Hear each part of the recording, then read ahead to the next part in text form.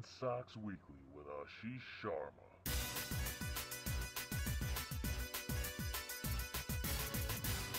Hey everybody, welcome to another edition of Red Sox Weekly on BostonSportsRadio.net. As always, I'm your host Ashish Sharma. And before we talk any baseball on the show today, I just want to say congratulations, 2011 Boston Bruins, Stanley Cup champs again. It's been 39 years, a long time coming. Just so happy to finally say that the last piece of the Boston sports puzzle is finally complete. Our puzzle is complete. The Patriots started it off, the Red Sox followed up, the Celtics added their piece, and now finally the Boston Bruins are Stanley Cup champions, and every single one of our teams has now won in the last decade. I mean, I was talking to my friend about this earlier today, and this is just absolutely incredible. If you think about it, in the last 10 years, okay, in the last 10 years, we have had 7 championship parades in this city. Just think about that for a second. That's incredible.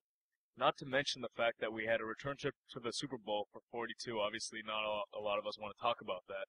But that happened, and then the Celtics did make another finals appearance after they won in '08. So if you think about it, Boston teams have made it to the championship Game War Series 9 times in the last 10 years. And we've won 7 of them. 7 out of 9. That's not bad at all. I'll take it. And on Saturday, there's going to be a parade in Boston, and it's going to be awesome. So just happy for everyone here in Boston, all the sports fans, all those diehard Bruins fans who haven't seen the Cup come home for 39 years.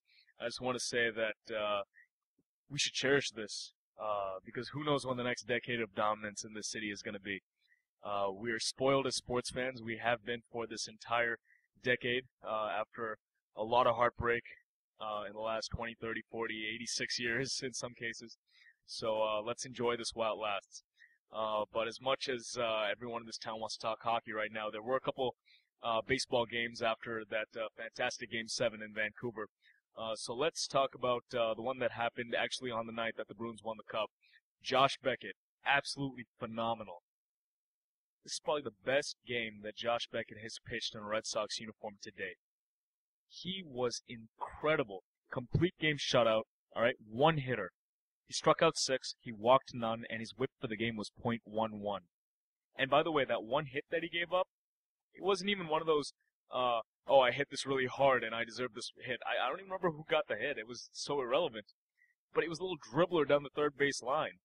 That was it. That was the only base runner that Josh Beckett allowed for the entire game. Okay, he would have had a perfect game if it wasn't for that. And I've been saying this all season with Josh Beckett. You know, coming into the year, he was a wild card. We didn't know what we were going to get with him. Last year was a completely lost year for Josh Beckett. And then he kind of was mediocre after his 2007 campaign in '08 and '09. I don't want to say he was bad, but he certainly didn't live back up to those expectations that he set in '07.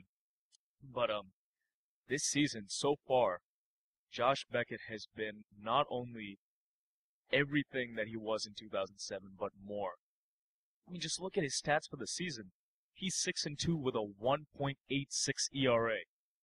Honestly, when I look at that, every time I look at that, I think, man, you know, a lot of people that aren't in Boston, aren't Boston fans, must look at that and think, oh, that's a typo. They must mean 2.6 or 3.6. No, it's a 1.86. We are here halfway through June, and Josh Beckett has a sub-2 ERA. That is absolutely incredible. Okay?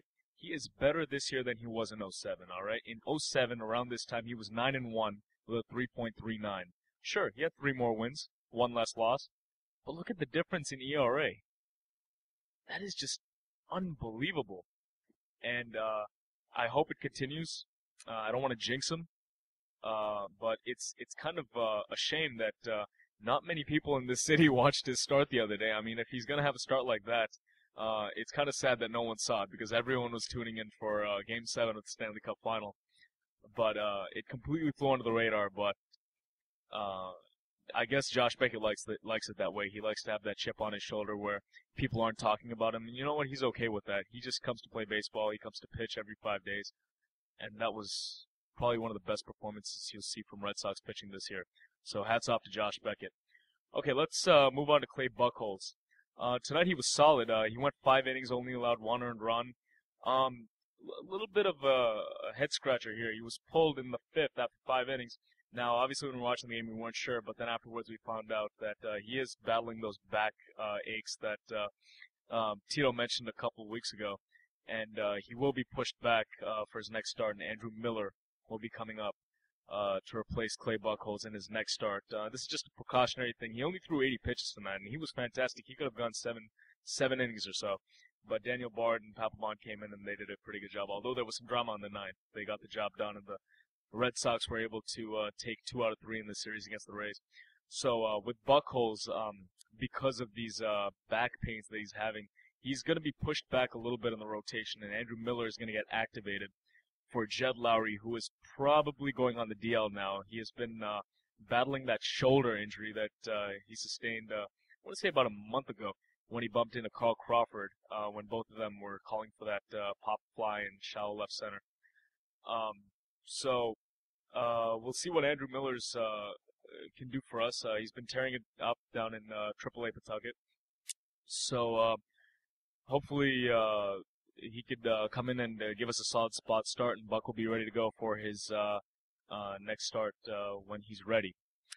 Now, I want to talk about Dustin Pedroia because, yes, we have been talking about him a lot, how he struggled this year, how he's not been that typical spark plug in the lineup. I think he's starting to come out of it. I really do. I mean, he's 10 for his last 25. He tripled a couple nights ago. He doubled in a run today. He's getting on base. He's seeing the ball a lot better. He's making solid contact. His strikeouts are way down from May. So the laser show could be back on very shortly. So keep your fingers crossed for that. I know Pedroia, and I know he's going to snap out of it eventually, and hopefully this is it right here. So anyways, let's move on now to some interleague play that's going to be taking over here for the next 15 days or so. The Red Sox are going to be playing the Brewers, the Padres, the Pirates, the Astros, and the Phillies. Starting tonight, they're going to start a 3-game set with the Brewers at Fenway Park. Actually, the Saturday game was initially scheduled to be a day game. I think it was 105, 110. But to accommodate the Bruins parade, they're actually going to move the start time of that game to 7:10, so it's going to actually become a night game. I'm excited for interleague play. I look forward to it every year. I think it's interesting to see the other players, the other pitchers that you don't normally see during the regular season. Obviously, there's that extra element of going out on the road and seeing our pitchers bat. So I know a lot of mixed opinions out there about interleague. Some people love it, some people hate it, some people are kind of indifferent. I think it's interesting.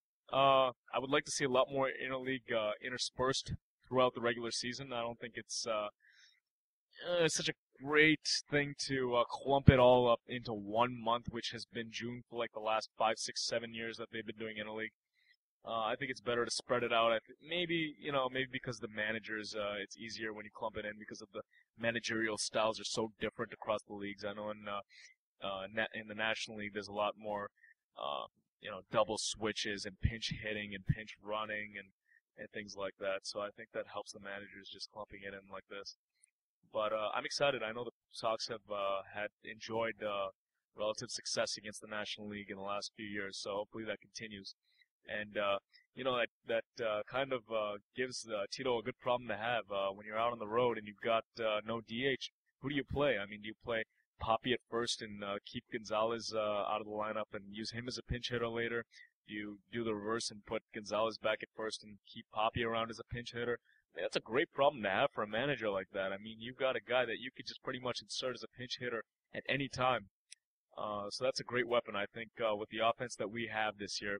I think we're going to dominate the National League, to be honest.